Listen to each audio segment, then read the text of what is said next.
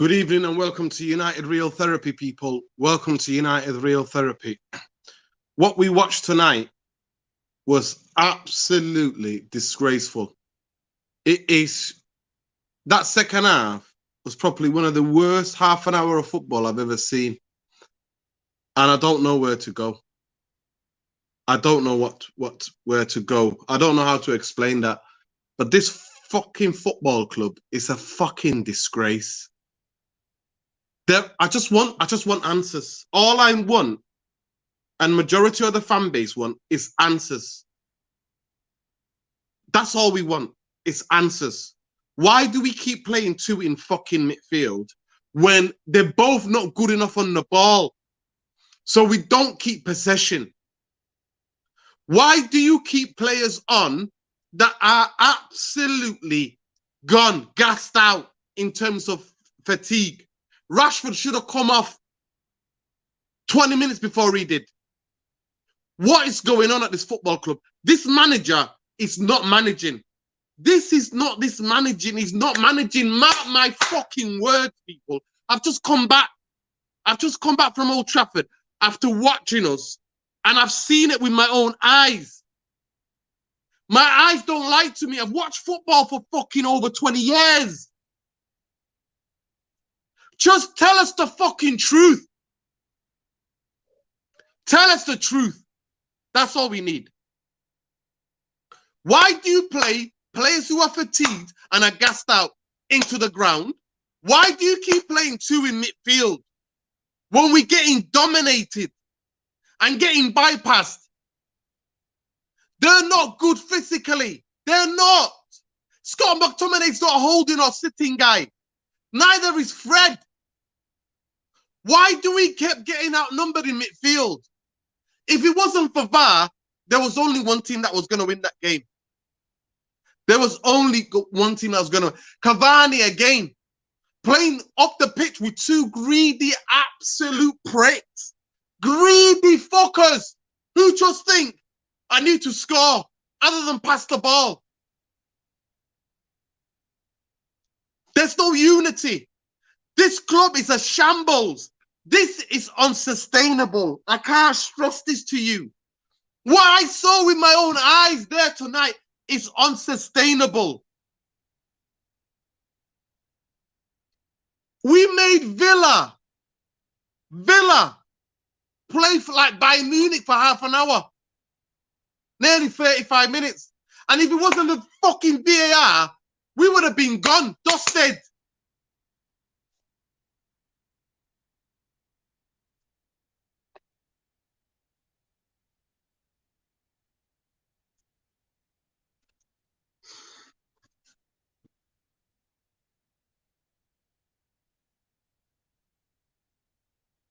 I don't know what to say to you guys. I'm lost for words. And of course, the agenda is going to run. I've told you, I'm telling you, any manager that comes in has to play fucking Scott McTominay, has to play Maguire, has to play fucking Rashford, has to play Greenwood to a certain extent. And these guys go on the pitch and do whatever the fuck they want. When they're fatigued, Rashford, when you're shattered, when you gassed out, you look to the bench and go, take me off, man. I want to come off. Don't be staying on that pitch. Ilanga comes on. Different level of fucking energy. Different levels. And here we go again. The Scott McTominay fucking propaganda. He's not a sitting guy. He's an attacking fucking midfield player. So why are you trying to play him in a position where both of them are not defensive players? Villa didn't go out wide to open us up. They came through the middle with one-touch movement.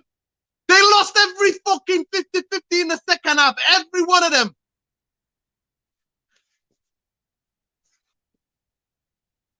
Am I mad? Please, guys, in the comments, tell me. Tell me if anything I've said is wrong. Please, I beg you. Somebody in the comments disagree with me.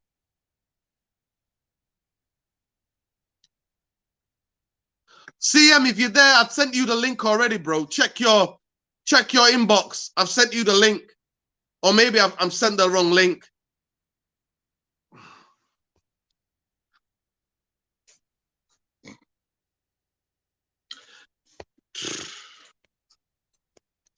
can't stress this to you.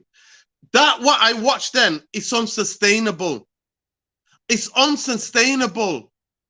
Prime Juventus looked like Wolverhampton, played football off the park, balled us to fucking pieces.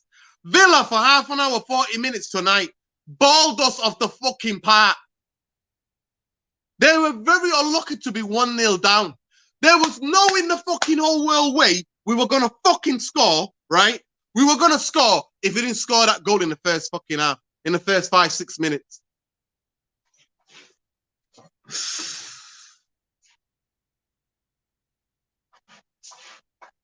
Guys, please tell me. Please tell me. Please, I beg you to tell me. I'm talking rubbish. I'm deluded. Please come on, tell me. Every time Greenwood got on the ball, not looking for a pass, not looking for a ball, same thing. At the end, the midfielders and their defense were like, let him shoot P-roll to the fucking keeper. What's going on? Ralph Ranieri's not fucking in charge. I'm not having it. I'm not having it. Bruno tonight was allowed to do what he's been doing on the fucking Ole Gunnar Solskjaer. One headless man pressing up the pitch. That's what he's been allowed to do. Rashford and Greenwood allowed to do their individual bits on the ball. No team shape, no teamwork, no quick 1-2s, no playing through people. None of that. Everything I just mentioned, Villa had it in abundance. In fucking abundance. Control, composure, technique, one-touch passing, cutting through us. What the hell are they doing in training?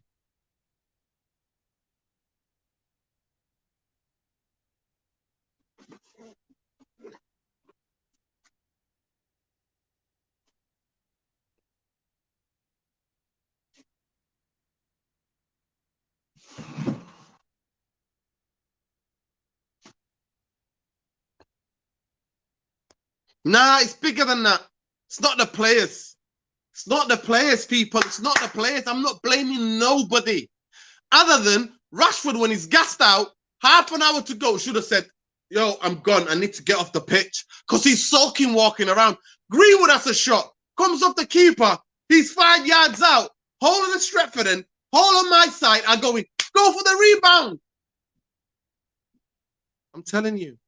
The club is putting these players on that pitch. Ralph Ranieri is not in charge.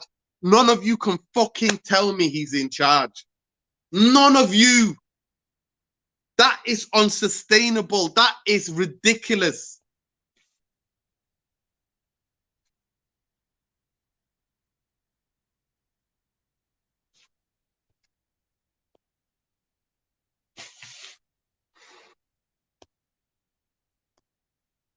I just want to ask the question. Why do you keep fatigue play? I'm asking the fucking football club this. I'm asking the football club. Why do you keep players who are fatigued on the pitch? And why do you fucking try to brainwash us to watching 2 midfielders? You play 2 first of all, and then you play them out of their positions. None of them are holding midfielders. Why? And why do you play 2 when they're not even good enough against 2? The other team play 3 and boss us off the fucking pitch. Why? Nothing to do with the players. I'm not criticizing any players. This is for the club. There's something rotten at this football club. There is something fucking rotten. I don't care if we're through. I don't give a fuck. People say, oh, but at least we won. We're getting knocked out. This cannot be sustained. We were scared to go forward. Scared. Looking at the ball like a hot potato.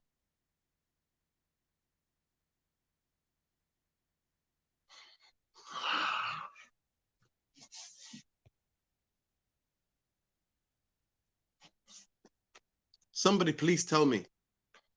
Somebody please tell me. Please, I beg you. Do any of you guys have any answers? I'm asking, that's all I'm asking. I'm asking you guys, do you have any answers?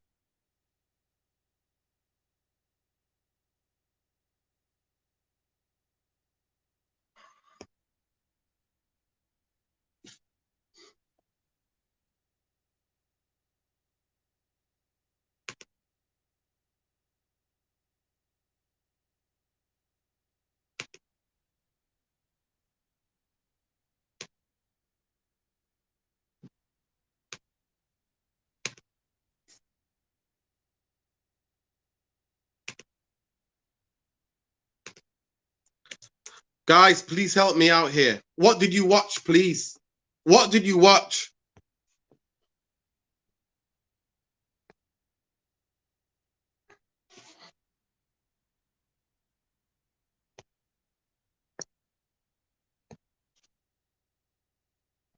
What did you watch? Somebody help me out here. Are you there? Bumbaye. Yo. Please help me out. Ralph Ranick is not in charge. He's not in charge. He's not in charge. I don't want to hear of it. I swear on my mother's grave, that manager's not in charge. That manager, that's not how he plays. That's not how he plays. Today, we are back to 2-1-3. That's what we're back to. 4-2-1-3. Players doing what they wanted to do on the pitch. First of all, this is unsustainable. Mate, I don't know how Villa look like for half an hour, 40 minutes. Made them look like Bayern Munich. One touch passing in the middle. They were not going wide. They were not fucking going wide. It was one touch football through the middle. Ramsey, Guandia, and two of the strikers, one of them coming short. Bang, bang, bang, bang, bang. Bro, so that was definitely as bad in real life as it was on TV. I don't know. Is that the worst you've seen us? Is that worse than Seville? Honestly, we could not put two passes together. We were scared to pass the ball forward. I saw players shaking. Don't give me the ball. You're fucking Scott McTominay, man of the match. When he's scared, he's fucking scared. He's scared to have the ball. Making sure the player between him and the ball. Running around. Don't pass to me. Please don't pass to me. Don't give me the ball. Don't give me the ball. So, all right. Any positives?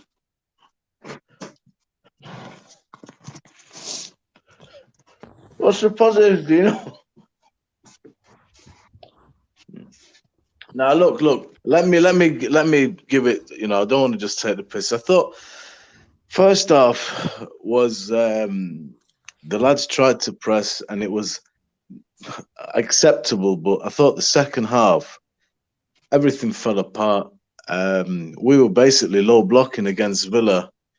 I don't know how we've gotten out of there. We stumbled over the line, gasping for air with just our underwear. I'm almost embarrassed to take the victory.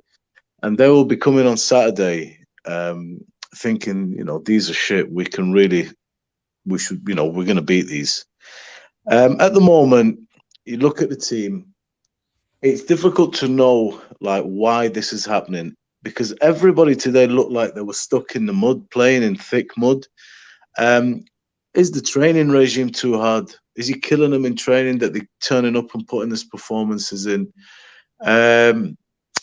Everybody just looks off the pace. You know, Cavani today put a shift in. I thought, you know, he tried. But as you saw, there was no service at all. It was completely poor guys on his own. That's the graveyard shit. That's the fucking graveyard shit. Nobody talked to me about Ranić. Ranić is not in charge. Vinny, he's not fucking in charge. He's not in charge. Today, what we saw the Ollie formation and the Ollie tactic. That's what we saw. Players shooting, trying to score, while other than slipping each other in. People being disinterested. Bruno going on his one, even though he was the best player for us on the pitch because he created 4 chances today. At least 4, as I counted at least 3 or 4, right? Opportunities. He was doing that one headless man pressing and they were fucking playing through us. So can anybody tell me this guy's not in charge? Rashford, half an hour. Listen, look. I know you're pissed off. We all are. No. For Man United footballers who get paid thousands and thousands of pounds, that in lifetime, a working class person, what they will earn in a life fucking time, is doing this. All right, look. Scared. Is there any point? Is there any point? Making Villa look like Bayern Munich. Making Villa look like Bayern Munich or prime Barcelona. And Scott McTominay and Fred, are not defensive midfielders. They have there never any been fucking defensive midfielders. point? They get passed through. I have never seen people get passed through. Their technique on the ball is horrendous. It's a pile of shite. They have lost the plot. And we Is there played any two point in analysing the game? when they played in the 3. And in the second half, Gerrard changed the formation, told that Matty Cash guy, you play as the wing back. You know what? McGinn's going to come onto this side and he's going to create from this side. And they still pass through us. And he said to the 2 strikers, sometimes when we got the ball, split. Other times when we got one drops in, one goes beyond. And you connect with Goandia and Ramsey. One touch, bang, bang, bang, play through us. Is there any point in analysing that game? Again and again and again. Is there any point in analysing that game? Everybody just watched. It was awful. What's actually happening then? The manager's not in charge. Players are doing what they want. The club is dictating. Somebody's picking the teams. Somebody is dictating. I listened to Ralph Ranić talk about control. You can't control 2 guys who play in number 6s. You can't fucking control a football game with 2 guys who are not number 6s. They're fucking not number 6s. They're fucking not. They're not number 6s. They're number 8. Thank you. They're number 8. Thank you. You can't control a midfield. So who the fuck is picking the team? Darren Fletcher. I'm playing with that. I'll tell you now, Nuruddin, right? Darren Fletcher has a say in that midfield. He played there as a player. He's got the experience of playing in that sort of role in that sort of midfield. Did it for years. Might as well get him back in the team, man. Might as well get him back in. Might as well, Gary. Might as well. He'd do a bloody better job because at least he knows how to play the number 6 role. And we've got like I say. Listen, guys, I'm going to mute myself. Tom, you go, then Irfan come in. I'm going to mute myself because I just want you. I don't know if I'm going crazy. I've just been in that stadium and I've just watched that. I've watched Villa play like fucking we made Villa look like prime fucking Bayern Munich or Barcelona. Not going out wide, coming through us in the middle with one-touch football. Basics. Third man runs through the middle. I'm going to shut up. You go, Tom, and Irfan come in. Yeah. Honestly, it's just getting embarrassing now. And like you say, we don't know where we're turning to. We don't know who to blame, who to hold to account. Because really, we look at the players. Like I'm sorry now. How many? I'm losing track here. We've got people here in jobs and roles and stuff since Fergie left.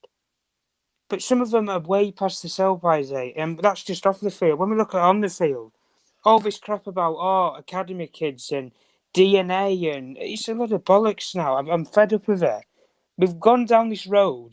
We've done it so many times now. Where we've gone down this road, we let Sir Alex Ferguson choose who the next manager was. Big mistake. That's mistake number 1 there. Where football club do you see that a club legend or whatever chooses the next manager? He doesn't care. What, because he's managed the club over 20, 30 years and he's won so many league titles? Yeah, I think he can at least put someone forward. Doesn't mean you've got to go for that person. But we look at it today. Point of view in the prime example. And I always go back to these points where you get the points of attackers will win you games, defences win you league titles. A midfield will control the game. If you don't have a control over a midfield or you don't have a control over a game, you're not going to have the ball. It's as simple as that.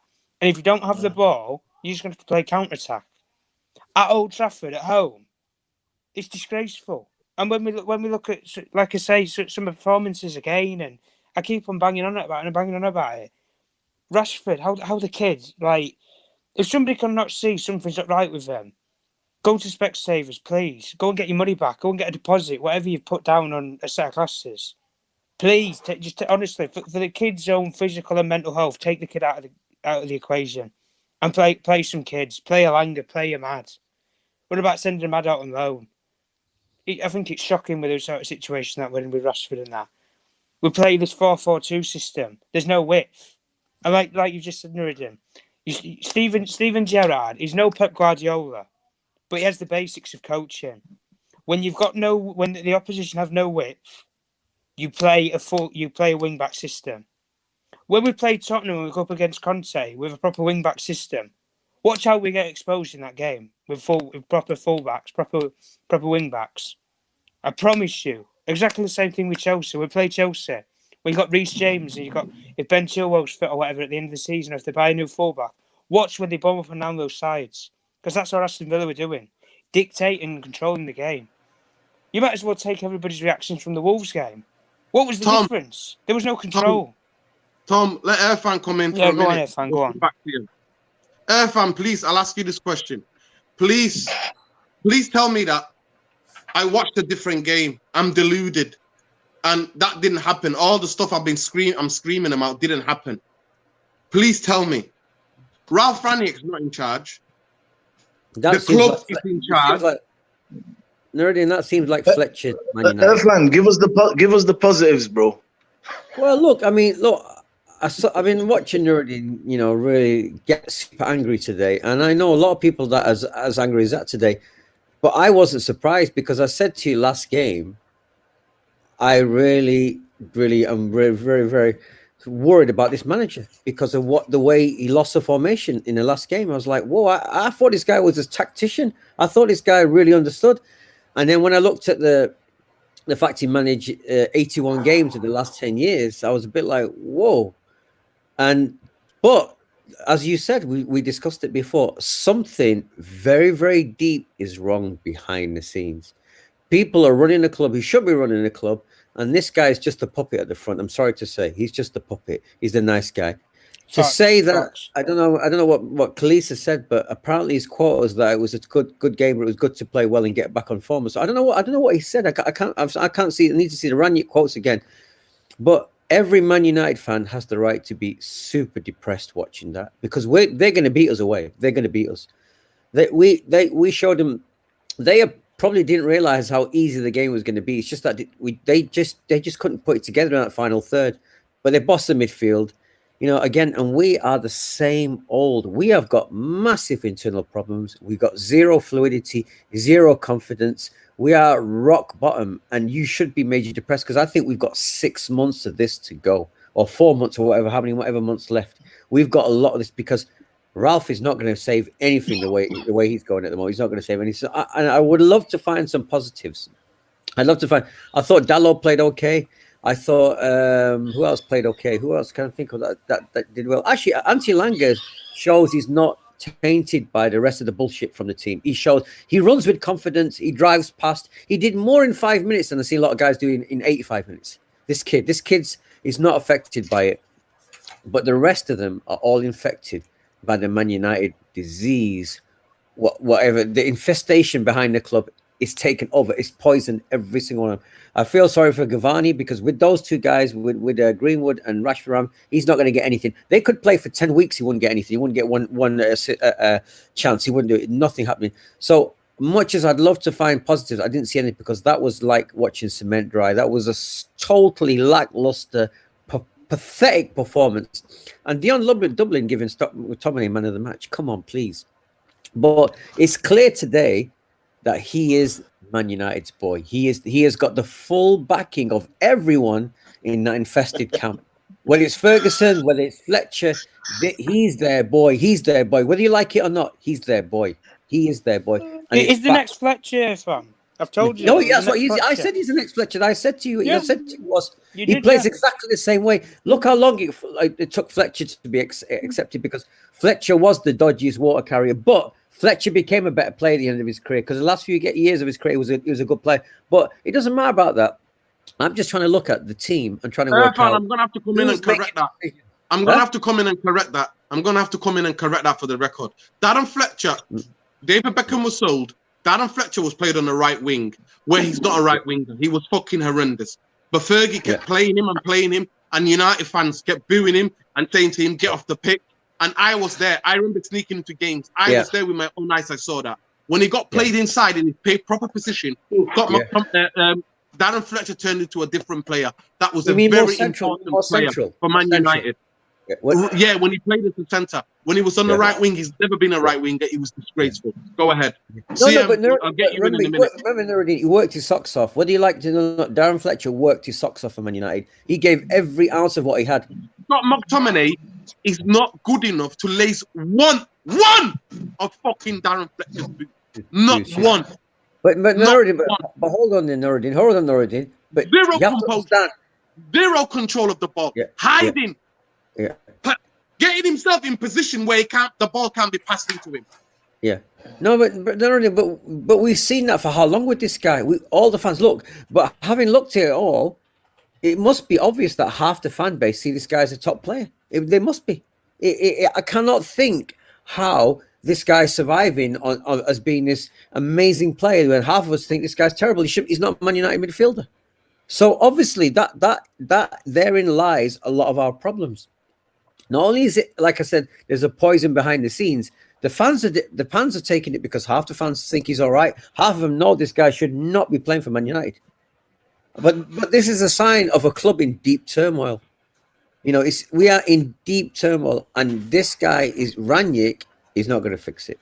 He is not going to fix it. I mean, like I said, starting Rashford again, I didn't understand that decision at all. Why didn't he start Alanga today? Why don't he give someone why don't you even start Lingard today? I don't get it. Why doesn't he change it a little bit? Change it just something a little bit. I don't get it. I'm gonna get CM to come in. CM, I don't know if you're watching, bro, but Ralph Rangnick's not in charge. He's just there as a fucking decoration. This club is rotten to the core. Marcus Rashford was played when he was fatigued, played into the fucking ground. For half an hour in that second half, by about 60th minute, he started to gas out. He's walking. He's not even going for the rebound. He's not even doing one sprint. And he's looking at his socks, doing this, panting. I'm sat 30 yards away on his side, 30 yards away from the pitch, from the touchline. And we can all see it. What the fuck is wrong with this football club? We play two guys who are not sixes. They're not fucking sixes. If you know anything about football, you know they're not sixes. Then we play him. And then Bruno tonight was allowed to rewind the years under Ole Gunnar Solskjaer, headless pressing, even though creative-wise he was our best player. He was doing the headless press again by himself, and they were playing through us. Explain to me, please, that I'm wrong. Please tell me I'm fucking deluded. And I didn't just watch what I just watched. Because this is unsustainable. This is unsustainable. I cannot tell you that you're wrong. Because you're not wrong. Like, the game I watched today, incredible. And let me just say this.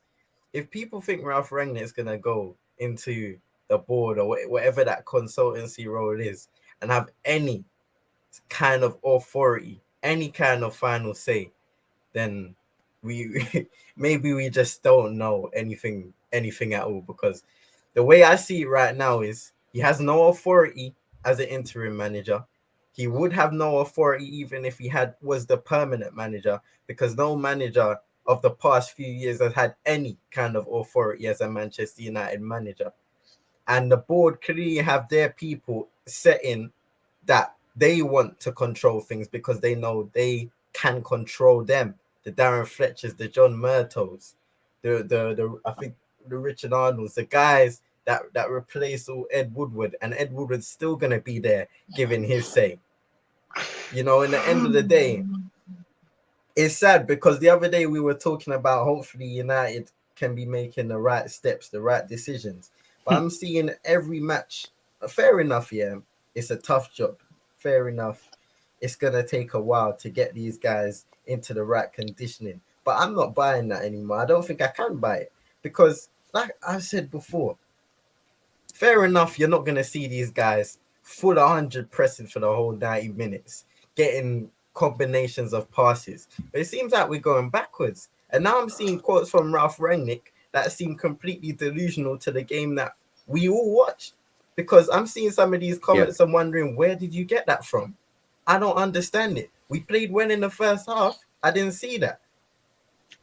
We started playing better, gaining control. I saw no control in that game. Aston Villa bossed us. I watched them for the whole game have combinations of passes, 1-2 touch football. Yeah, a few times they gave away the ball, and it was a bit poor, but we do that a lot more than probably any other Premier League team, and that just goes to show how poor we are in possession. And you know what, Nuruddin is right, because this two in the midfield team with McTominay and Fred, and the fact that McTominay got the man of the match was just the icing on the cake. Because I really wonder what's going on in this club. To see these guys constantly get praised. Yeah, he scored a goal today. Yeah, it was a good cross by Fred. He's going to be a good header future by captain apparently as McTominay. well, by the way. But in the McTominay. end of the day, I don't understand, based on the body of work, all of the games we've watched throughout the years, it's not just this season that we've seen the same thing time and time again, but somehow the manipulation of the media, the manipulation coming straight from the football club, from the board members of above, are really trying to make us all believe that these guys are ones for the future, ones to lead us to Premier League titles, when we're struggling to even get into the top four. Struggling to even get past relegation candidate teams. All three of them. I just don't get it. Baye, I'm gonna come back to you, then quickly go to Tom. Olibun Baye, please tell me I'm deluded. Please tell me I'm deluded. Please tell me that I'm screaming for nothing, that I'm overreacting. Tell me all these things. Somebody needs to tell me. You're not overreacting. That's one of the worst games in terms of ball retention that I've ever seen. First half, I'm going to try and be objective, man. First half, the lads were trying to put the press on. There were parts of the first half that I thought, okay, this, they're trying. I can see a little bit of what we're doing.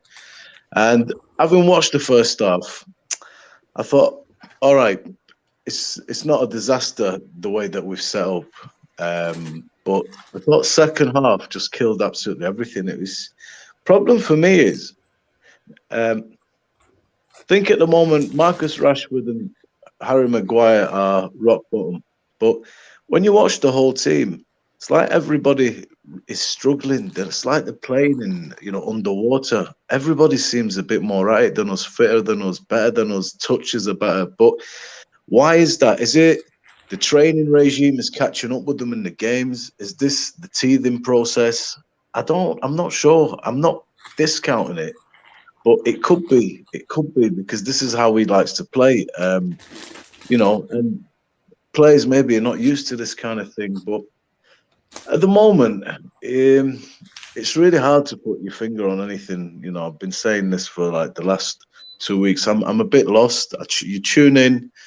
You hope for the best, but at the moment, I just hope that this is a period, bro, where we're going to see a lot of crap, and then hopefully things might start come together. But I mean, nobody's playing.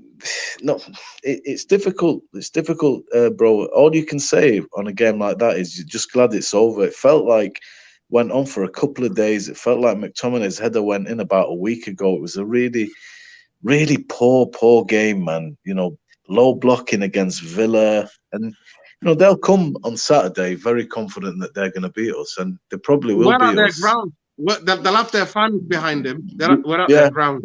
Yeah, there you go. So, at the moment, all I'm looking for is signs that these players are playing, that things are changing from looking at the game, and the signs are negligible because when you watch 90 minutes of Manchester United, it's atrocious, man. It's really, really dreadful. And today's just a continuation. I'd say that second half is the worst I've seen us for a long time. That was really, really difficult sell, that game.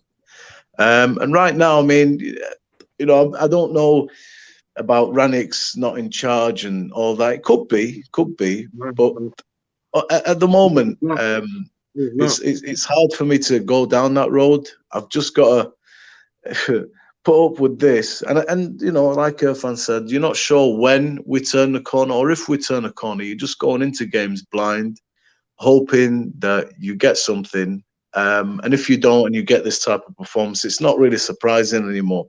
That's our MO. That is our my identity. Yeah, so I haven't really got too much to say, bro. It was dreadful. It was one of the worst I'm just games. gonna go we lost Nuruddin. Yeah, no. Ollie, you still there? Yeah, Still there, listen. bro. Yeah, we can hear you. We can hear you. Can you hear us? Yeah, We can you lost hear me? for a minute, no. Yeah. No, Yeah, okay, I I'm can gonna hear go you. to Tom. Tom, please tell me. I'm making a serious accusation here. Ralph is now reading his quotes. He's talking like Ollie, exactly the same playbook. It's like he's been given a script.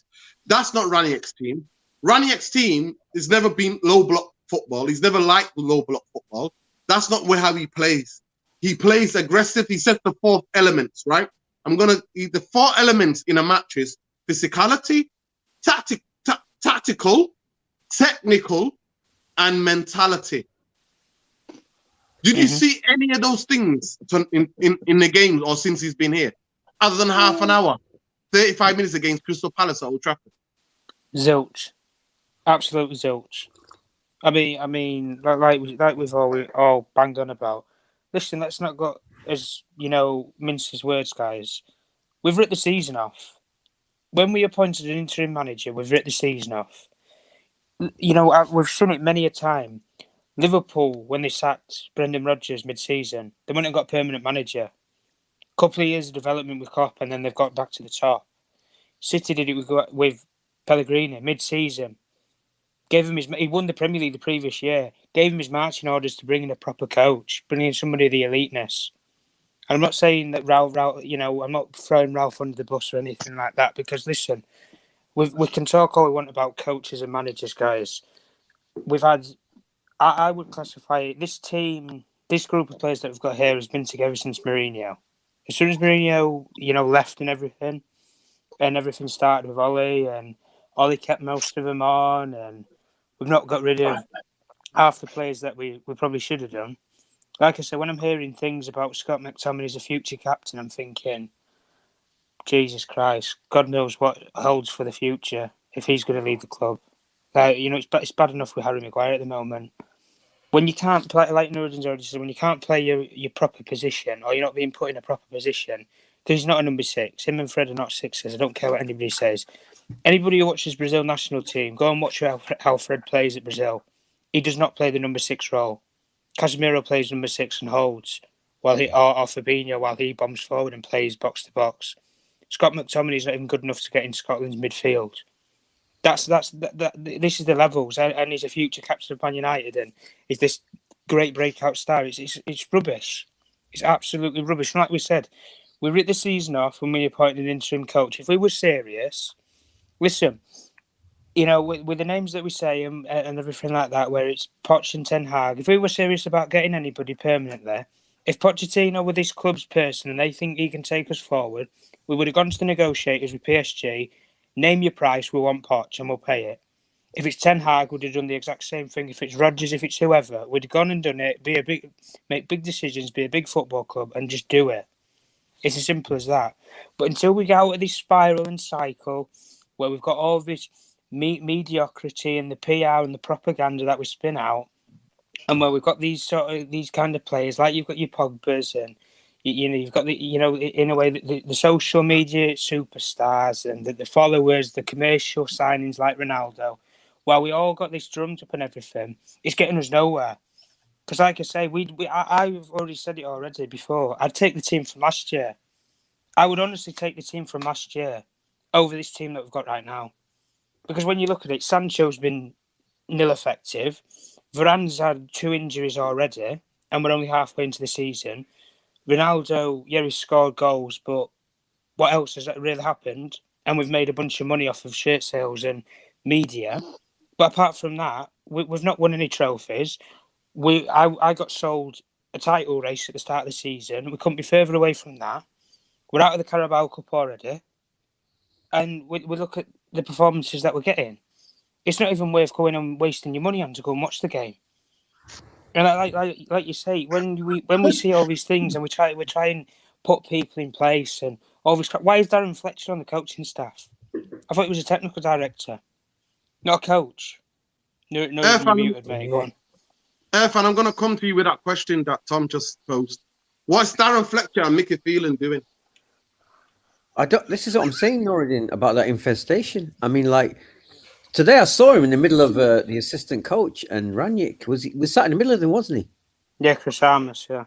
Yeah, Chris Armas. Like Yeah, a was Sunday league team, man.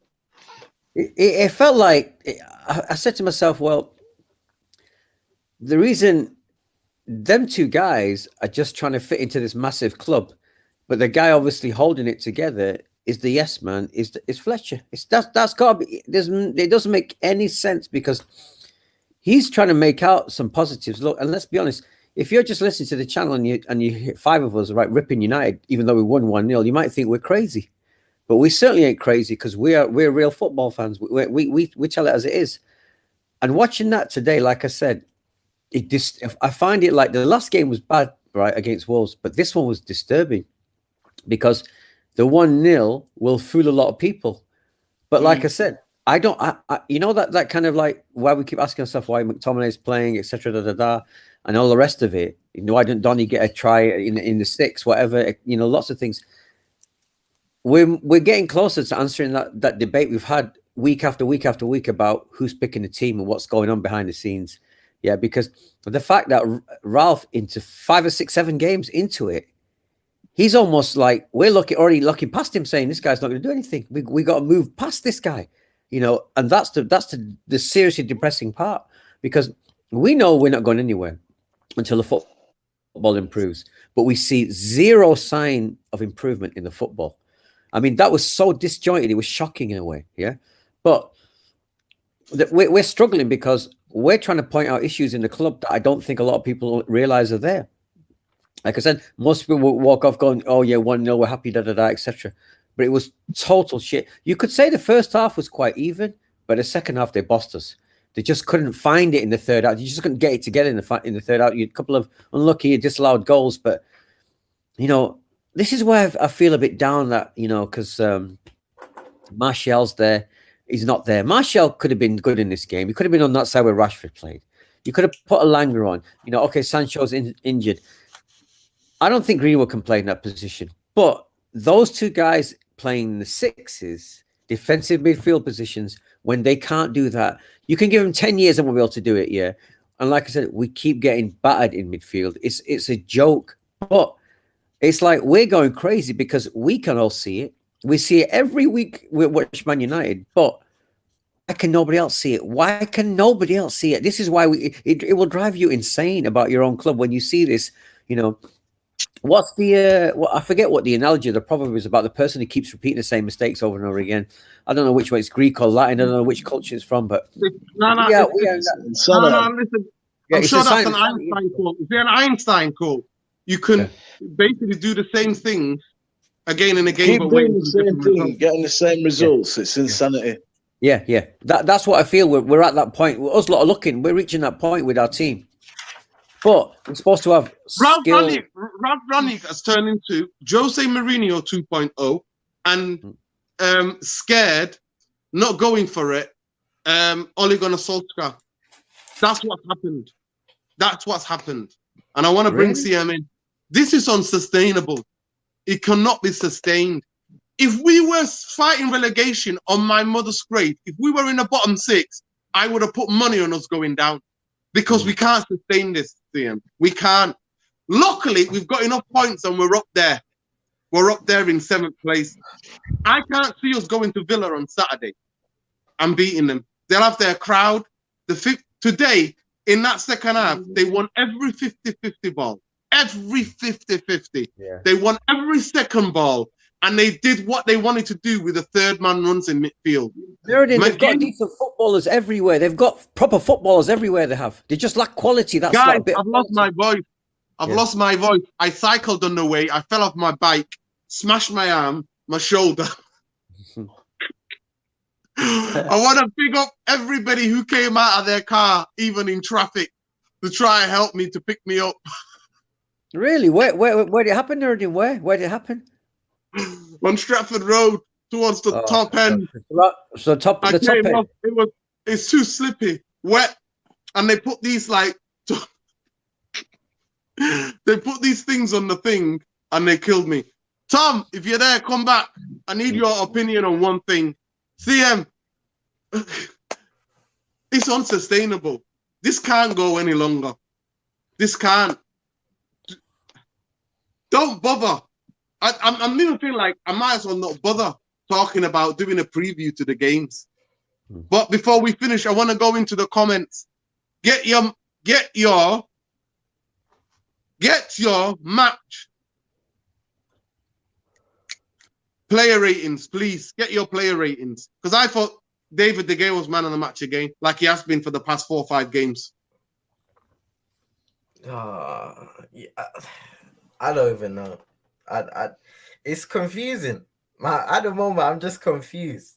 A lot of the time when I'm watching Man United nowadays, I need like a day or so to process things and really think about it. And even then nowadays, I just think and I'm like, I've seen the same thing. I think we were talking about the Wolves result when we said that result had been coming for ages. And I just look at Aston Villa on the weekend and I'm like, something's brewing. Something is brewing. And we're not going to like it. A lot of people are not going to like it. And the players aren't going to be prepared for it.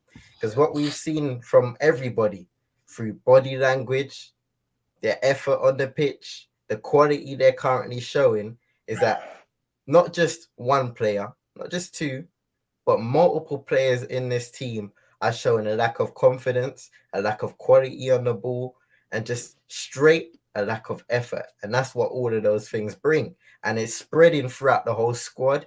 It's spreading throughout the whole club. Like you guys said, it's toxicity. It's pure toxicity that's just spreading everywhere. And it's getting to the fans. Like the other day, once again, you can almost count the amount of times you hear groans from the Manchester United fans in games.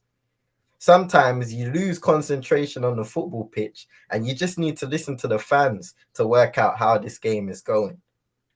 It was absolutely, it was sad to see because I'm looking at a team right now and this is deeper than football. This is way deeper than football. And I don't know when it's going to be sorted out. I don't know how it can be fixed because even Ali Boumaier said weeks ago, or a couple weeks ago, it just feels like an eternity right now. Weeks ago, there's so many issues to solve. So many issues to solve. And this board, they make decisions like they don't have the time. They rush into decisions constantly and they make bad decisions time and time again.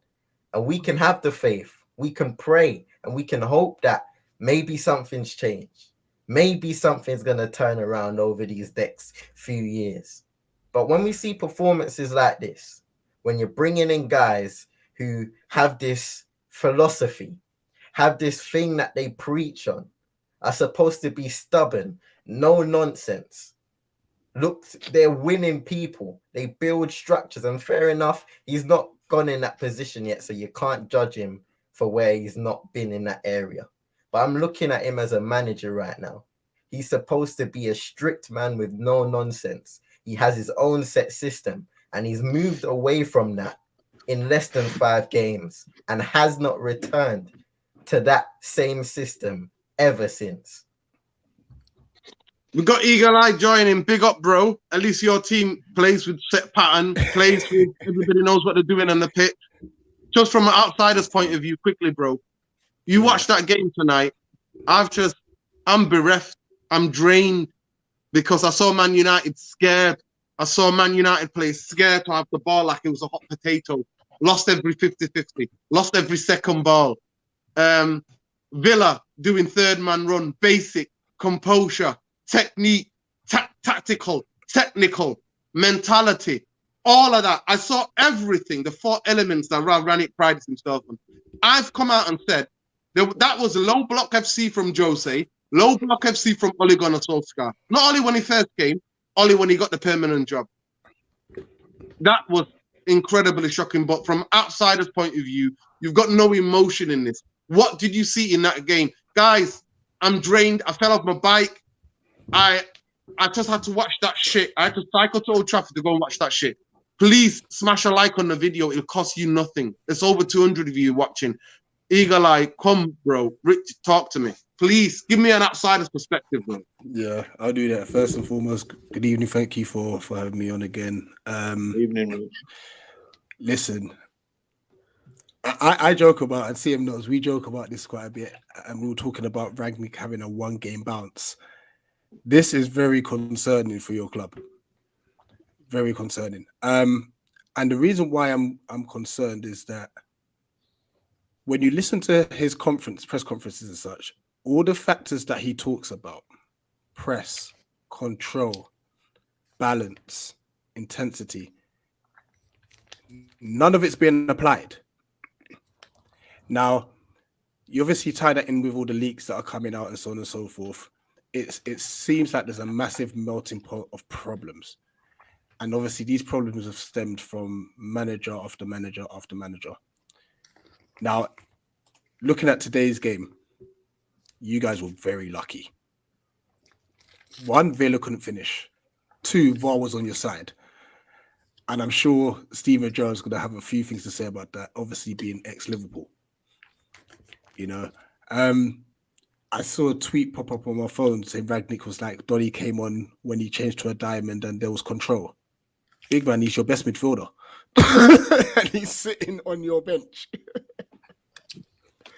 And the joke of the matter is, yes, there was control. We always knew that there was going to be control with Donny van de Beek because he's probably your most technically gifted player, minus maybe Paul Pogba.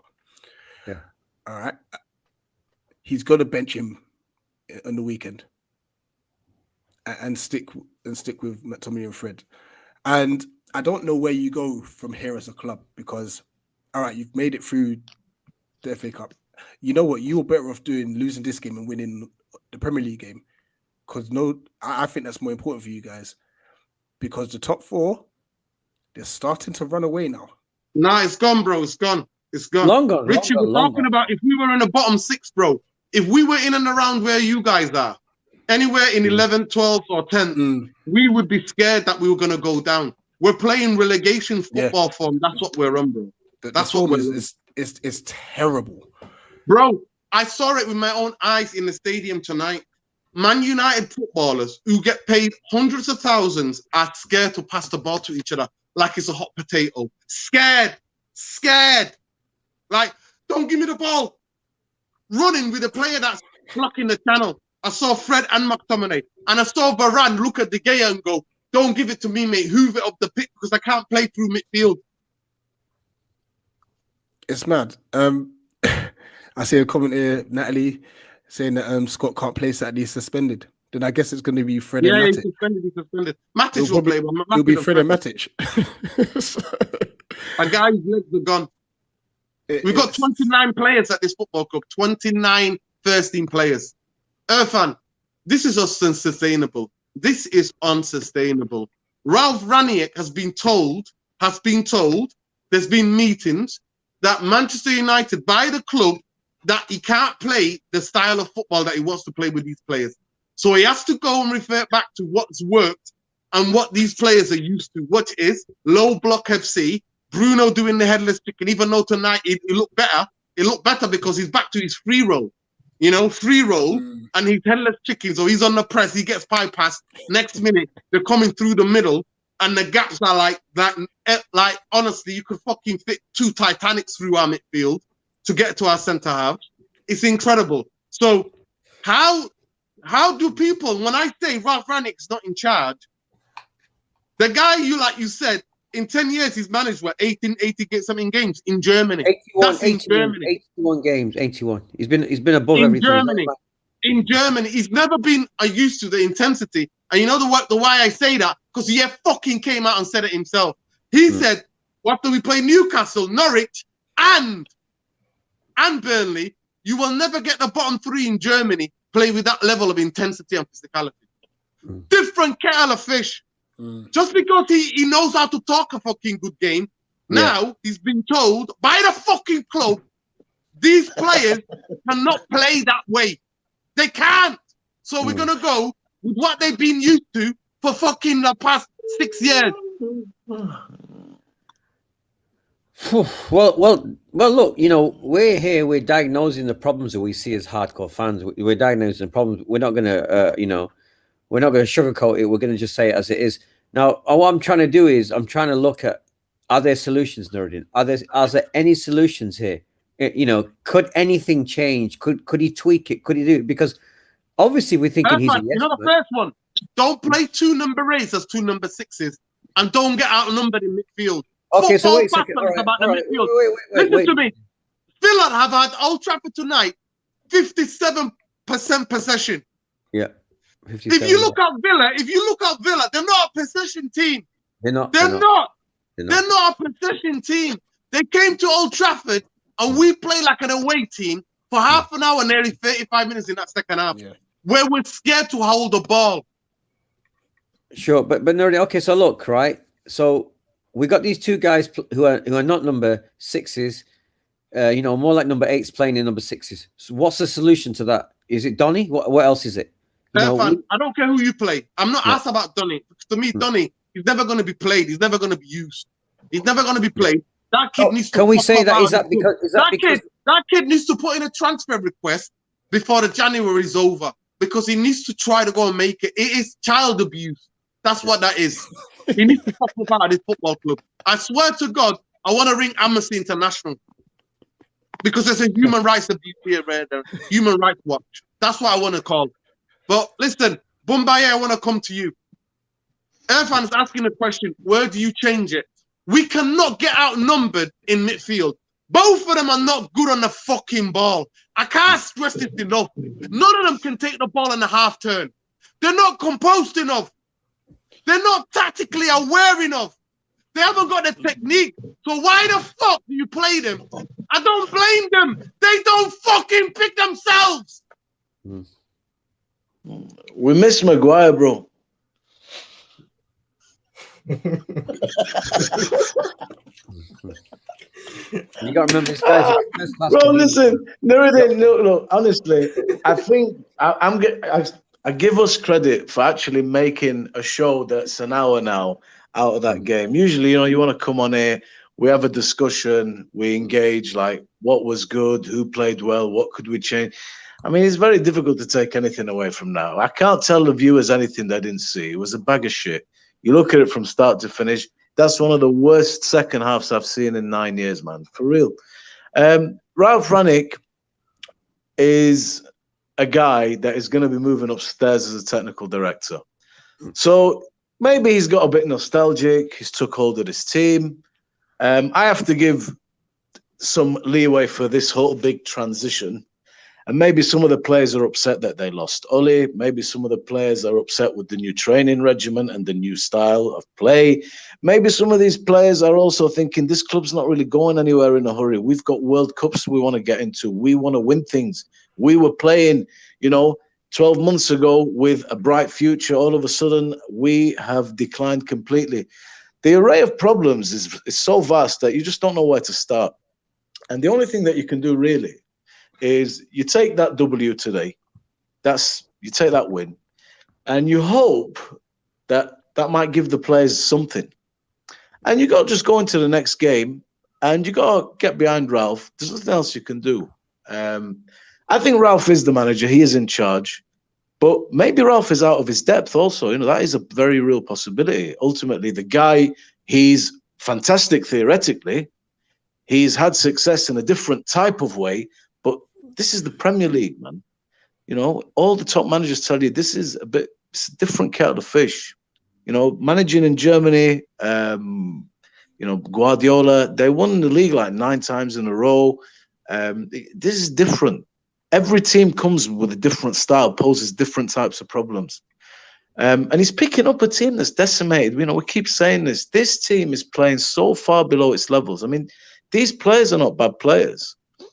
But you look at them and it's like, what the hell is actually happening here? Can I just interrupt you though, Mr. Boumbaye? Do you think these players have got the fight though? You can take toxicity side, you can say all that, but do you think they haven't got the fight? They haven't got the fight. But the problem is, you're not looking at players there. I mean, 12 months ago, we were like, or even 24 months ago, you've seen what Rashford is capable of. You've seen what Sancho has been doing. You've seen what Pogba can do. You've seen, all these Luke Shaw, Cavani, everybody. These are good players, but the levels are so far gone. He's got to also pick them up, galvanize them. I think, unfortunately, this is what you're seeing, a culmination of a lot of driftwood that has combined on the shore, and now it's time to burn a lot of that wood and start again. So what I'm trying to say, which is heartbreaking, we've wasted 9 years and £1 billion, and there's a long journey ahead of us. Think once the dust settles after this season's over, it could be a long one, or Ralph might start to turn things around. I don't know. I don't think we're signing anybody, and I don't want to sign nobody right now. The only thing I would probably get just to let people relax a little bit is a CDM. Do you know what I mean? For the ones that want a CDM, that think the CDM will solve it, I think, unfortunately, you buy another CDM, this club might just chew him up and spit him out like it's doing to everything else. You'll just get engulfed, that CDM. But summer will be big. And Ralph might stay on, he might not, but Ralph is going upstairs, man. He's here to go upstairs in reality. And I think maybe he's thought, maybe I can do this. This is an exciting, I've got Ronaldo, Cavani, these young lads, but maybe he's shit. Maybe he's not doing it. That's the reality. And if he's not doing it and they can sense it, we're only going to get worse. So these are the kind of possibilities that exist in this situation. You have to, accept that. And you have to accept that you are going to get more of these performances. It's not just going to fix itself. I used to keep thinking, yep, here we go. We're going to turn a corner this week, man. I saw some good things. We'll build on that. And then kaput. This could go on for a while. And the truth is, I don't know anything anybody else doesn't know. But all I know is there is so many problems, and they're so much deeper than football, that I do not know where to begin the diagnosis and what the remedy is. I am lost at sea. I tuned in today. I laughed my way through that entire game. We're just laughing my head off. Like, is this for real? And this is normal now at Man United for the last 8 games of Oli and the last 6 games of Ranić. So that's like 3 months of this. And who knows where it ends? And there's nothing more for me to tell you, really. Do you know what I mean? Can I push back on something you said about this? Yeah. Yes. And I'm going to use my club as an example. Now, the least the manager can do is be able to get his ideas across, and get his ideas across with players who he believes wants to follow that. But now, I think if Rich is in total control, which I don't think he is, he needs to blood in some of the kids. Right, but Rich, that's an option. Sorry, before you cut me, sorry, because I just wanted to go into the whole Vieira aspect of this. Go on, bro. Now you have a very talented squad. We are, and what people say, small Crystal Palace. Vieira has come in with 1 preseason, 1 transfer window, or he's into his 2nd now, and he's made the likes of James MacArthur better. Jordan Ayew to an extent better. The whole team is better. Joe Ward, but the players I'm signaling out are most of the ones that are not really technically gifted. You wouldn't look at them as techie. Like you got like Zaha and obviously Edouard now, Eze. Those are more talented players and such. Joe Ward, not great, but he's made them better. The very least the manager can do coming in is just make the team better. You know what's scary about the situation with your club right now? Is that some are now actually saying this is not Oli's fault. From when they're saying that, there's a huge problem at your club because Oli was terrible. But people are now starting to believe that Oli is better than Rangnick. Rich, the manager, in order to get his points across, the players have to be invested and believe in the manager. If he's telling them to do something and they're just going out there and they're thinking, well, this guy's not here for long, or this is shit, what is this guy telling us to do? You've got Ranić came in, you've got divisions in the dressing room already. That's come to light. You've got players that are affecting other players. You've got confidence issues. You've got players whose contracts are coming to an end. Are they staying? Are they going? You've got players that are unhappy because they don't play. They want to go. It's a World Cup year. So Ralph Rangnick's coming in. Let's, if Mourinho and Van Gaal came in and they were undermined and they couldn't have control and they didn't get their shit across, who the hell is Ralph Rangnick? Yeah, I'm a student of football like the rest of us. I appreciate what the man has done in terms of innovation, and he's been successful in building small clubs up. But who are you? Who are you? You've won nothing. We don't know. We've never heard of. I've never even heard of this guy myself. And that's the boys are telling me the man has managed 89 games in 10 years, whatever. Now I'm not holding this against him. I believed when he came in that maybe this is a type of manager, Rich, that we should try, because we went down the, let's do the long traditional 6-year Moyes, let's do the big name Van Gaal and Mourinho, let's do the organic Ollie. Now we go with this innovative gegenpressing, all that kind of thing. So we've tried them all, bro. But I don't think. Listen to me. We saw it for half Let me an just hour answer, against Rich. One second. But I think, Rich, what you're saying is you would expect a manager to start to show us a sample of what we're aiming to do. But I think the players, I'm not seeing that from him, to be honest. But you have to have the players on board. It looks like Vieira, the players immediately, when you listen to them speak about the training, and Zaha, I watched an interview, said, we play the ball more progressively now. We feel like we get more in the attack. I'm watching Palace, and it's like, yeah, man, Vieira, the boys are on board. This guy, if they're not on board, man, he can huff and puff and all that shit. And you can just add that onto the heap of a lot of problems, Rich. This is the biggest thing with me, bro. If you ask me what's wrong with Man United, I'd love to tell you, but I can't know. I don't know where to start. There's so much. Bro. It's like, yeah. And this is what kills me. He needs to then get the players who do buy into his thing. He's only played on the 23s, Rich. Yeah, played on the 23s. He might as well play them. The thing is, if he's got a group of players that want to buy into it, and I mean, today I thought, look, Luke Shaw was all right. I thought Greenwood was okay. Then it died a death. I thought Varane had a decent game. There are players that you can pick out. Football, we protected them. No, I know. The point I'm making is still come through us. I know. The point I'm making is, bro. I know they do. Play through us. I know they did, but what I'm saying is, forget the team. You can look at an individual performance and it's, think, this is a better performance. These are really bad.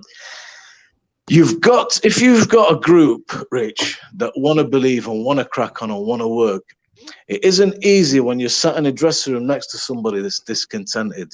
Seeds of discord among the ranks, bro, is hard, man. So he's got to weed that out, get the ones that don't believe out, bring a couple of new ones in, bring some of the 23s in, people that think, we're on board with you, man. We're going to try what you want us to do and we'll trust the process and see where we go. But it's hard for a man to work with a lot of obstacles in there. Can you imagine Ronaldo ain't happy? Donny ain't happy.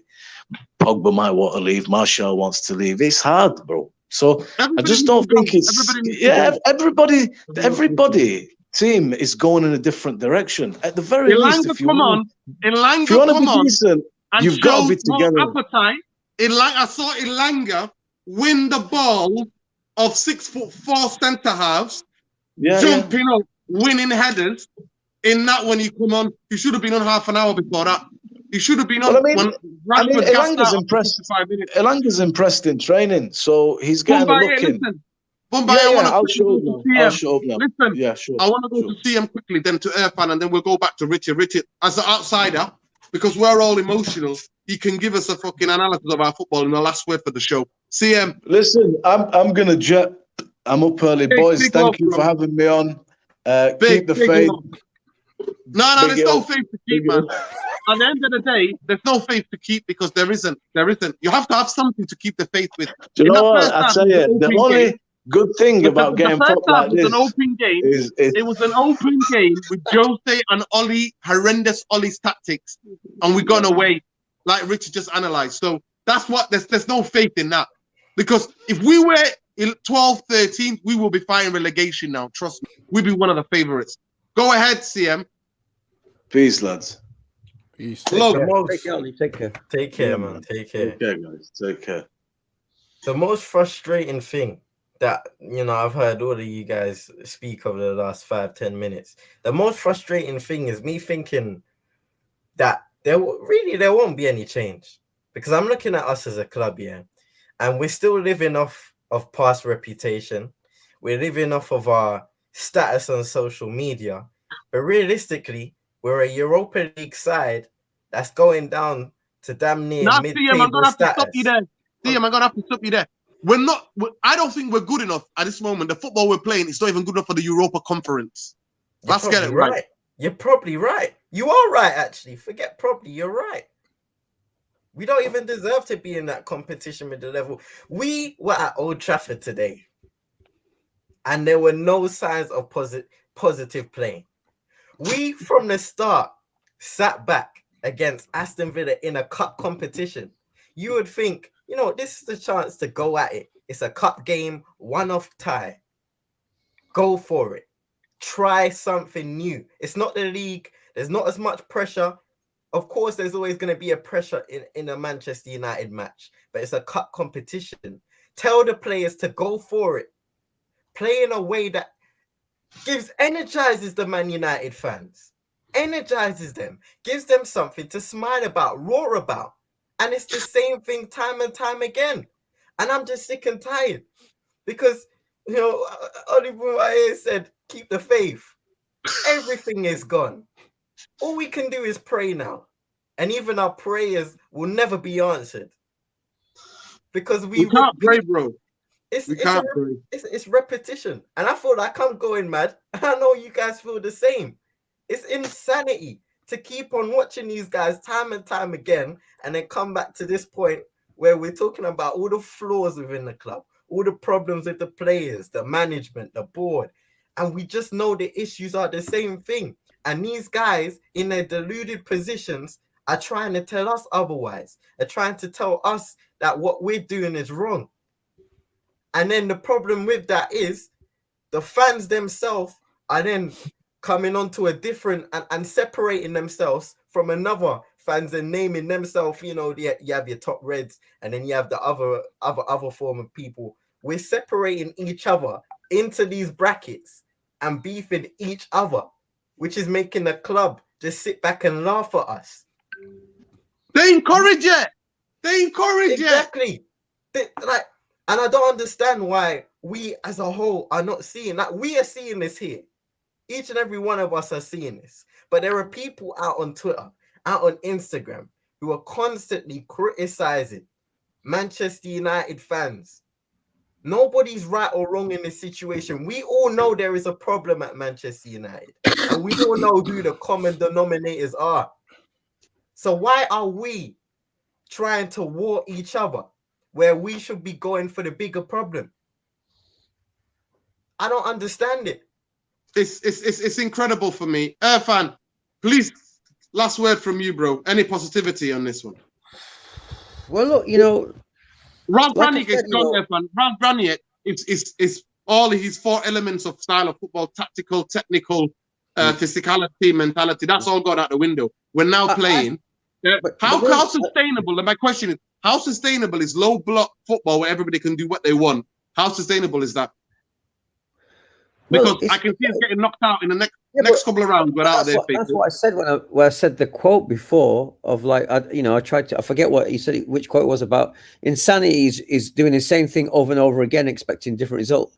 Yeah, so that's the definition of insanity. So the problem is because we've got the biggest egos as well. Our infestation, I told you, I've used that word 5 or 6 times in our club, is so deep, right? Ralph probably looked at the club and thought, oh my God, I've got the poison owners who don't give a crap, who just use it as a cash cow for themselves. Then I've got all these massive egos who are still dining out on Alex Ferguson's success behind the club, the yes men, the ones the ambassadors.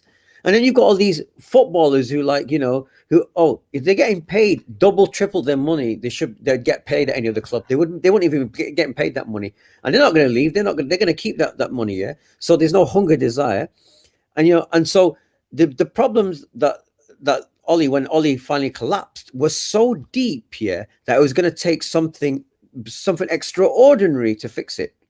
Ross probably looked at it in 5 or 6 games and thought, my God, I knew my problem. I knew I had some things to fix here. He's probably realizing he's never had such a demanding, massive job to get through in his life.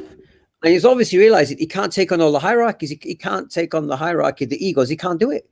So he's reverting to sort of think, okay, what can I do? Sort of like damage. He's doing what I call damage limitation already. That's what he's doing. That's what his football is. But the problem is the egos are so fragile, and the lack of confidence and the morale is so low at the club at the moment that I don't think he's up for it. Like I said, low block to me is a surrender football. You surrendered. You're there to not get beat badly. You're there to maybe scrape a draw. We're Man United, one of the richest clubs in the world. So this is why every one of us United fans is deeply depressed. No, I can't see a change at the moment. I cannot see any change. But like I said, he needs to. The question he's going to ask himself is he going to actually go, okay, you know what? If I keep playing this way to sustain myself, he might go, okay, no, this ain't going to work. I'm going to try again and try and do something different, you know, in terms of like, you know, showing the press. But I can't see it. I can't see it. I think now this is what it's going to be like till the end of the season. So the fact that he's got players who want to leave, the fact that Pogba's still out, everywhere I look, I cannot see any solution to what he could do. I don't know how I could help the guy to turn this around, because he's surrendered already, because the job and the toxicity is too deep for any guy to fix at the moment. It really is. I wish I could give you some positivity. I wish I could say, yeah, all right, we're gonna turn it around. You know, brother just talked about Crystal Palace. You see, the difference between us and Crystal Palace is I see hunger in Crystal Palace. I see desire. I don't see any of that in Man United. I don't see any of that. And you don't have, you know, you might have Zaha. You could say Zaha's got a big ego, but he shows it on the pitch. We have egos that don't even show on the pitch. You know, that's the difference between you lot and us lot. You got desire that we got, and Vieira's got the desire. And he's trying to push it to the players. He's trying to prove himself, like he proved it. You know, everybody knows he's a top footballer, but can he prove as a manager? I don't see anyone trying to prove anything, Man United. I don't see anyone at all. I just see him taking the chance. That's it. Richie, we know the answer, but Man United, we've got Mickey Phelan, who was teaching at a college. We've got Darren Fletcher, who's got 0 experience. Can you tell us a little bit about your coaching staff and how long they've been in the game and how good they are? Because it's not just Vieira, it's your coaching staff, innit? It's a staff that's getting the best out of that. Yeah. Drastically change the style of play that you play. For those people that don't know what you were, just give us a little insight how much a good manager and a good coaching staff, what they can do with just average players. Right. So I'll break this down as best as I can. Now, obviously, PV's come in, and the first thing he did is he spoke to Sean Derry and Paddy McCarthy, who were the coaches of the under-18s and the under-23s. And what he did is that he kept them close and pulled them up to the first team for the first couple preseason games and training sessions, because he wanted to say so that, listen, this is the playing style that I'm trying to implement here. I want this to go down across the board. After about a month or so, he then brought in Ossian Roberts, Said Agoin, and there's one more. Christian Wilson. He worked with Christian Wilson at Nice, I believe. And he knew Said Agoin, who's kind of like our technical director. He's kind of like the go-between between the manager, Vieira, and Dougie Freeman. Dougie Freeman is the one who does all the negotiations and stuff. He's the director of football. Yeah, technically, actually is. Yeah, we call Dougie Freeman. Villa. He used to play for you guys, didn't it? Palace player. Yeah, ex-player and such. So normally, like, obviously, when a manager comes in, they can easily just like chuck out all the management and bring in their own guys and such. But what I like with what Vieira did is he kept what he already knew, but the way he's done it, and this is what I'm using it as a comparison to how you guys have done it, is that he's brought them in close as a working network. How United have done it, unfortunately, has been on a mates rate situation. Feeling Ollie's biggest mistake was trying to be Sir Alex Ferguson, not wanting to park in this parking space. And all the little intricacies, getting players to wear suits and stuff, bringing in the feeling and stuff. Like, be your own person, for starters. And now, I don't understand what Darren Fletcher's doing. If he's your technical director, or whatever you call him, why is he talking to the players on the pitch?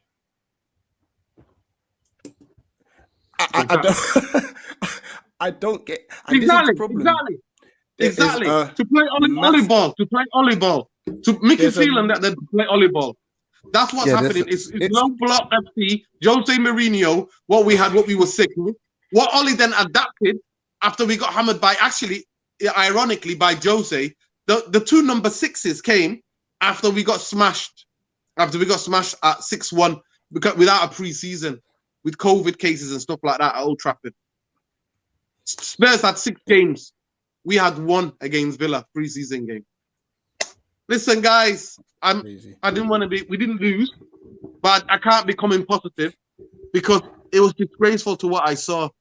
The fans tonight, to me, the man of the match is the fans.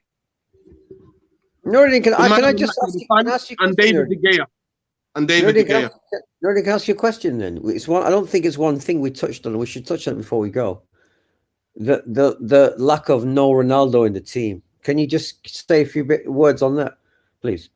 Even if he played, he would have been frustrated because people would not have passed the ball to him anyway. No, what I'm saying is because the pushback from certain people is, and I hear this from a lot of other non-Man United fans who look at him and say, "You wasted your money. Why did you buy him? You should have bought somebody else." But they're also they're trying to make out that the toxicity is coming from a lot of players. Ronaldo in the team. It's not from him. It's not from him. Ronaldo wants to win. Yeah. So the club is the toxicity. Ronaldo wants to win. He's come back to win. Yeah. So the toxicity is from the club. No, but every manager that goes in there, every coach has to comply to their way. The players have to play. Rashford has to be played into the ground. There's something in his contract, Rashford. When he's shattered, he has to be played onto the ground. Bruno has to be given a free role. Scott McTominay and Fred, who are not number 8s, as number 6s, play as number 6s. And then we go, instead of fixing the midfield, because in football, that's why we know people at this club know nothing about fucking football. They know nothing about football because if you knew about football, at Man United, when there are times where we come up against European team or come up against Arsenal, a team that was technically gifted, they will put extra fucking midfielder in that midfield. We would make it a war, a game where we would fight for every second ball. This football club has ignored all those things. I've said it how many shows ago. The chickens have come home to roost. But to me, what is even more drastic than that, that this manager has come in who said he's only managed. I said it.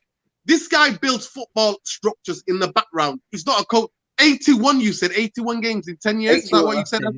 Yeah. Last 10 years, and that's in Germany. And he's already come out and said Burnley, Newcastle, and Norwich, the equivalents in Germany, don't play with that level of physicality, level of technical ability, and level of mentality. They don't play with that. So he's out of his depth. But we already wrote off the season. That's why we had an interim. And now you got Darren Fletcher, who was coaching the kids at Stoke, coaching the first team. It's simple. But Nuruddin, that says though, you know the Fletcher point though says that he obviously doesn't think psychologically he's big enough to handle the club. He's getting these ex-players and people around him to sort of like guide him. Whereas a real manager with his own thing would not be listening to anyone. He'd be listening to about that. He's been imposed. He's been imposed. Darren Fletcher and Murta apparently gave him the job. Yeah. That's the reports. Can I say one last thing then before we go? Sorry, I can't you see him?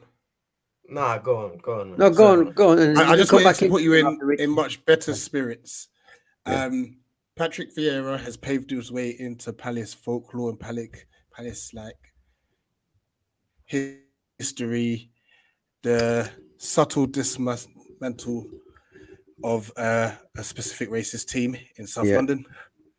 It was an absolute pleasure beating that Millwall scum. The fans are terrible, and that made my weekend. I'm sorry, and I'm still smiling. Here, man. I just want to give you Take some that one. space. Take that one. Honestly, Honestly, take that one all the day. whole country, Oh, everybody's God. conscious. Everybody's conscious was with you guys. And that youngster is going to be a baller, bro. Did you see him? He equalized and he was like, forget celebrating, get the ball. Let's go win this Pushed game. off Joe Ward, get off me. Attitude and mentality already, bro. Other senior players are celebrating his goal. He's like, get the ball, let's go. We got a game to win. CM, last word, bro, and we end the show. The last thing I'll say is, if Michael Carrick didn't want to leave, he would still be here. If Kieran McKenna didn't get a job opportunity, he would still be here.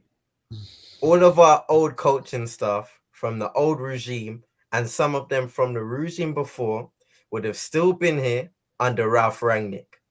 And that is all that needs to be said, because that is a reflection of what we are really building, which is nothing. That is a true reflection of the culture and the toxicity that exists within this club.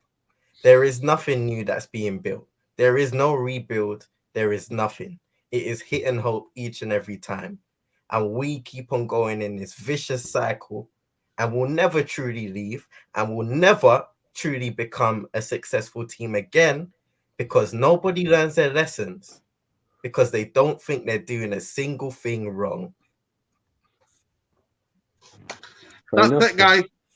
I'm sorry that if you think I'm delusional, I've lost my head for no reason, but I can't watch that and be honest about it. If that's one thing about this channel, I'm just the community. You can't watch that and not be honest about it. Yeah, you missed out the not there. Yeah, that's I can't just watch that and not be honest and pretend and lie to try to get subscribers and get like a lot of other Man United fans will be. They'll be quite positive after that win. Yeah, but they don't know football. The ones that are positive about it, they don't know anything about football. Yeah. To me, I've been talking about it, building up in the last 2 weeks that something wrong. Ralph Rangnick doesn't have control of this football team, this football club. This football club is controlling Ralph Rangnick, and tonight that was there laid bare for everybody to see, because there was no difference from what Ollie was doing against Watford and what we saw tonight. The only difference is that Villa didn't take their chances, and they were unlucky. They didn't take their chances, and the goals that they scored were ruled out by VAR. That's all, guys. That's all. That to me, show tonight, Ralph Rangnick is here to get paid, and I'm not asked about whether he go, because he's compromised himself. He's gone away from what he believed, and we saw it against Richie's Crystal Palace for 35 minutes. After that, we didn't see it at all. Yeah, and that is what Bruno Headless Chicken, even though he's one of the better players on the pitch tonight, because at least he created chances in that first half. Headless Chicken again, running free roll. Rashford and Greenwood being allowed to be greedy to shoot and not even following each other's shots, and 2 number 8s playing as 2 6s. Who are not 2 6s. And Villa, in every way, tactically, technically, physicality-wise, composure on the ball, mentality, bossed us. Steve Gerrard got a lot of stick tonight, right? I like his comeback, actually. I like it. He said, better atmospheres anywhere. And Man United fans were so much singing about him, other than because what we were watching was so shit. What we were watching was load of absolute dried fucking shit coming down the fucking forever staying onto a wall that you can't get up. That's what we were watching. So we were having a banter with Steven Gerrard. And to be fair to him, he took it. But tonight he showed everything. What's wrong? In terms of application in that second half, how his team played when it was 50-50 in the first half, where they could have scored, we could have scored, they could have scored. We were open game. Second half, he locked the door and tactically absolutely bossed the game. Bossed the game. But don't forget, Nuruddin, now, look how much motivation they've got to smash us on Saturday now. Because they could have won, Nobody this can game. ever fucking tell me, I don't care how much insight you have, what do you know? 20 odd years of watching football closely, studying this shit. Yeah. Ralph Ranić has gone away from all of the ideas that he had. His 4 police principles have been fucking torn apart, ripped, and put in the bin forever. He's compromised himself because he wants money. And I can't blame him. We don't know that, Nuruddin. We're speculating it could be that. Comfort. I can't blame him. So why are you there then? Why didn't you walk? Why don't you walk? Because I'm not defending him here. I'm just saying that going into a club and then actually is one thing, thinking what you're going to do there, actually being in the club and trying to do it is a very whole different thing. I'm not trying to like support him. I'm just trying to say we have to try and be impartial about how we see the problems to be. So when you say money, it's a rational reason to give. So we don't know. So why do you compromise all of your what you coach, what you've been telling, your philosophy on football, how you see football? But Nuruddin, I'll tell you why. Yeah, but can I tell you why though? Why do you go to a club when you realize that that's what they want you to do? Because Nuruddin, that's the ego though. When you don't have anything on your CV to say, who did you do in your lifetime? Which clubs did you manage? Yeah, surely a guy like that, Man United, Colin, he was gonna jump to do it. That's just simple. That's just basic human being stuff. So I'm not surprised by that bit. I'm not surprised that he tried. It's just the fact that he's let us down so badly so far. Irfan, he has sold out his principles on football. He's sold them out. And that's what I said. This is why we feel let down. This is why we feel let down. This is what I said. You know? That's what he's doing.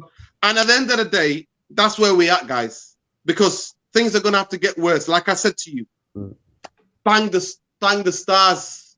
If we were 13th, 14th, 11th in that Premier League, we could seriously go down. We're not even playing the top 6. Yeah. Wolverhampton and Villa are not a top 6 teams. Wait till we start playing the top 6 again. Yeah. Yep. Peace, love, and light, people. Please look after yourselves. I apologize for effing and blinding, but I can't. Yeah. I'm not a fake person. I can't temper myself. That's why I'm not a professional. I'm just a passionate fan, a guy who lives in fucking Hume, who cycles to the games. I'm big up to everybody who stopped their car and come out of the car, try to help me up. Big up to everybody, because it's slippy. What they're doing with the roads, man, Stretford Road, it's slippy. And I turned, and they've got these they're like buttons in the junction. These buttons on the junction, and it's slippy with wet. I've got tires. I don't have rainproof tires, and I came off. I banged my shoulder, my elbow, my knee. It is what it is. But big up to everyone, everybody. There's humanity. There are some humans out there, because I wrapped up really badly. And luckily, I had my helmet on, touch wood, so it could have been a lot worse. So big up to every one of you. Please smash a like on the video, because it costs you nothing. At the end of the day, CM, Richie, Irfan, all here. Tom was here. Olive Bombaye was here. This is what we are. We're passionate football fans. We're not dressing it up. I'm just going to let CM, let them know where they can find you, bro. And what you do. Tell them what you do, where they can find you. No, I appreciate you guys once again. Big up to everyone on the panel. CM22ENT on all socials, YouTube and Twitch. Just make gaming videos and then Man United videos as well every week. But like we've said all today, it isn't fun. I'm not looking forward to it. So there we go. There we go. Richie, let them know where they can find you, brother. Yeah, Eagle Eyed Football. Doing quite a bit at the moment. So normally I do Palace content. I do a fan calling show, normally Sunday or Monday, depending when the games finish and stuff. But currently, on both my channel and Pros Only TV, we're covering the AFCON. Oh, wow. So we've had 2 days of watch-alongs. We had Ghana, Morocco earlier. We lost 1-0, unfortunately. But it was a vibe, man. So, yeah, come check us out. I won't. We should do it. No, you should get that. Come on, brother. We need to get an AFCON special together, man. We got to come. That's what I mean. Remember, the whole thing started off with certain players saying people. I'm waiting. I was going to do a show when it comes to the last 16. I'm waiting for the last 16. Yeah, but the question already was even in Wright mentioned it, the fact that people don't take this competition seriously. So it was a bit of a kickback. So that was a good starting point anyway. So it was a good point to start from there. Let's be honest about this. Come on. So we need to get into that, and let's get Rich on for that, because that'll be very, very good to discuss. Because we're gonna do that. I absolutely love watching it, man. Yeah. At the end of the day, I'm waiting. We're gonna do some shows and maybe some watch-alongs when we get to the last 16, because that's to me that's when the tournament starts. Yeah. Yeah. Okay. Look out for the tweets. Big up to Cameroon, though. Big up to Cameroon, man. Putting on a good show so far, so good. Yeah. So far, so good. Ghana, we were dreadful today. I can only imagine, bro. I didn't get a chance to watch it, but I heard you were really bad today. Nigeria play tomorrow, isn't it? So Nigeria. I got a brethren who's half Nigerian, half Ghanaian heritage. So like he's like whatever's winning. So he's like, if Ghana don't do good, I got a Nigeria. Listen, he better be eating Ghanaian jollof. Anyway. Big up Richie, Irfan. You can find the politics. Irfan Rainey. You can find him. Irfan Rainey for music. Irfan Rainey is for Twitter for politics only politics. A little bit of football for Nuruddin as well, but mostly politics. Yeah. Exactly. Big up to every one of you in the comments tonight. At the end of the day, I'm not a fake fan. I can't pretend to lie. I'm not here for clicks and stuff like that. Please subscribe to the channel. Hit the like. Win, lose or draw. Glazers out. And I'm happy to say that tonight, the Red Army was singing Glazers out and was singing disparaging things about Joe Glazer, how they want to do something to him. I don't condone any violence, but we were Glazers out. And I was happy to see that. And I stood up and give a rendition as well. Glazers out, the bankers out, even though they're playing musical chairs. At the end of the day, no manager can save us because managers have to compromise to the club. And certain players have to be played and certain players are allowed to get away with murder. At the end of the day, Rav Raniak, to me, has shown tonight that all his principles, everything, he binned it to the bin. He's binned it. All of it is gone. All of it is gone. Because that, to me, was next level. I've never seen Man United fans screaming on top of their lungs, get forward. I've never seen that. I've never witnessed that. Peace, love, and light. Win, lose, or draw. Big shout to all the people in Northern as well. Give them all a big shout. All the people that comment. Everyone. Everybody. Every single one of you. Super Nick. Every one of you. Every one of you. I don't know if that was the real Creamer, Lesser Football. Kelly Mohammed, Chief Report of United Real Therapy. Big up to everybody. I saw Mr. Reed. I saw everybody's comments. Big up. Big up. Love and respect. I've taped the game. I'm going to watch it again. And tomorrow, if I have energy, I might do another show tactically breaking it down. Because that to me was next levels. Absolutely next level. I'm going to try to watch it. If you follow me on Twitter, please people share as well. If I can get the clips, I might show the clips why we can't hold the ball, why we can't retain possession on dominate a football game. You can't play two number 8s as number 6s. Two number 8s who are energy number 8s, attacking number 8s as two holders. You can't play that. You cannot play those two. And hopefully I'll have a look.